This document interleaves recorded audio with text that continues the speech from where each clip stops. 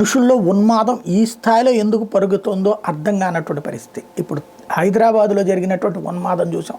కట్టుకున్న భార్యని హత్య చేసి ఉడకబెట్టి ఎండబెట్టి పొడి చేసి అవన్నీ నీళ్లలో కలిపినటువంటి ఒక రాక్షసుడు గురించి వింటున్నాం. అదే ఒక అరాచకం అనుకుంటే, సొంత చెల్లెలకి ఉన్నటువంటి ఇన్సూరెన్స్ భర్తని వదిలేసి భర్తతో విడాకులు తీసుకుని వచ్చినటువంటి చెల్లెలుని తోడున్నట్టుగా ఉన్నటువంటి సోదరుడు చివరికి ఆమె మీద ఇన్సూరెన్స్ ఉందని తెలిసి ₹1,00,00,000 పైగా వస్తుందని ఆ చెల్లినే చంపినటువంటి సంఘటన ఇది.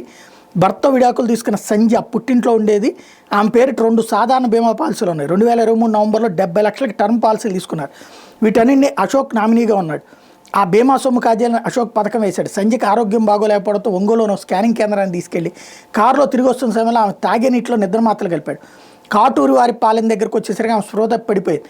దిండుతో చెల్లెలు గొంతు నొక్కి ఊపిరాడకుండా చేసి చంపాడు. కారు అదుపు తప్పి చెట్టుకు ఢీకొన్నట్టుగా ప్రమాదాన్ని చిత్రీకరించాడు.